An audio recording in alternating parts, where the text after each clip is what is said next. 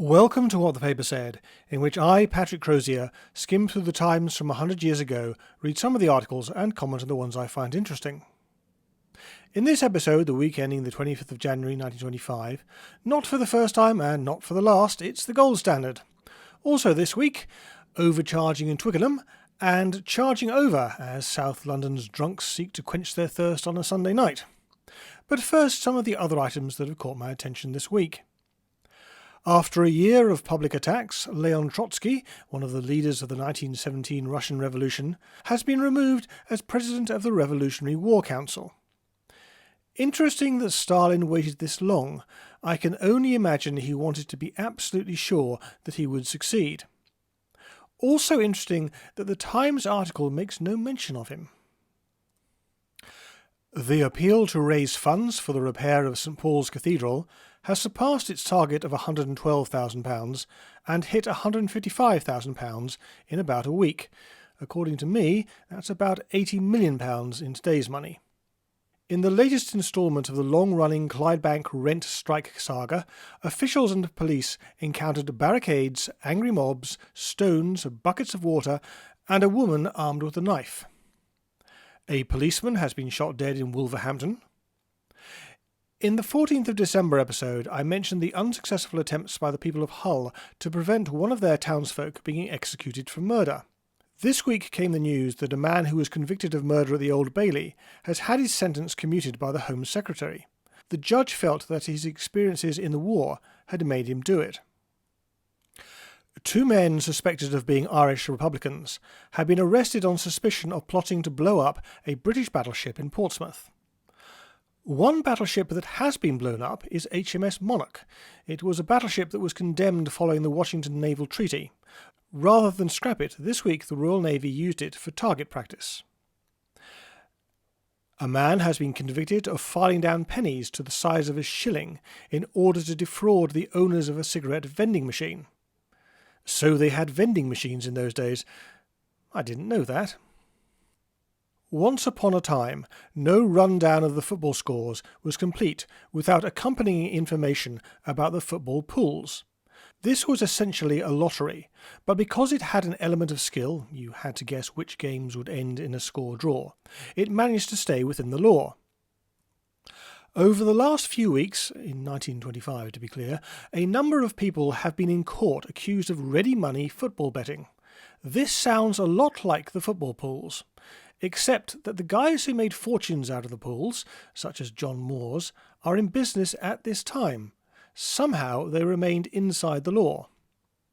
Two tube trains have been in collision between Strand and Charing Cross on the Hampstead line. The London General Omnibus Company is offering a reward of £5. Someone is slashing their seat cushions. Texas has elected a Mrs. Ferguson to be its first woman governor. It's not quite the victory for equality you might think. Her husband was a previous Texas governor who had been impeached.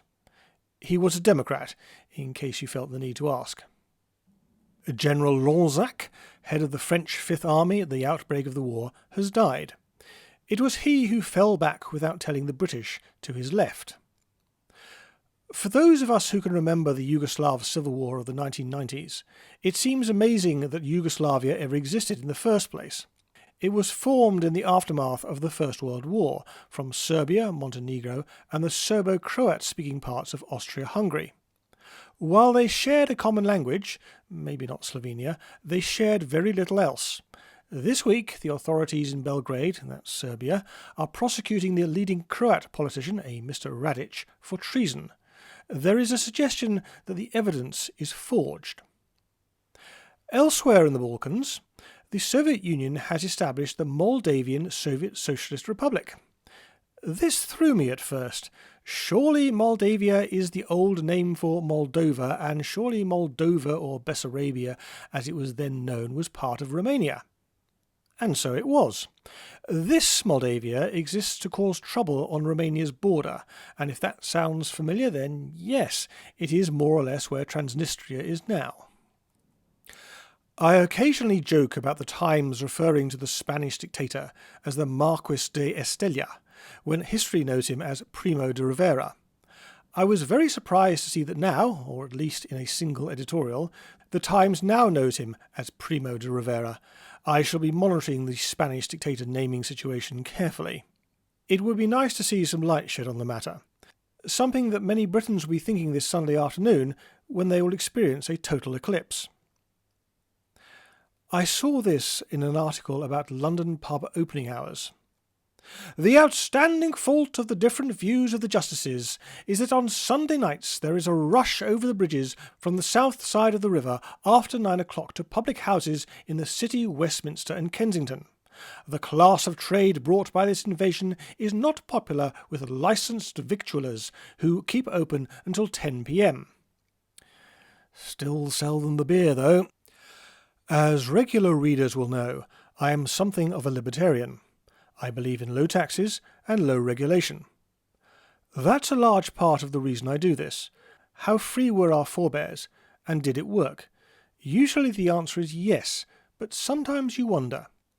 Dissatisfaction with the scale of charges for electricity supplied by a company which provides the current for a wide district is felt by the residents of Twickenham, Teddington and neighbouring places, the local authorities of which have decided to request the Ministry of Transport Electricity Commission to hold an inquiry on the subject.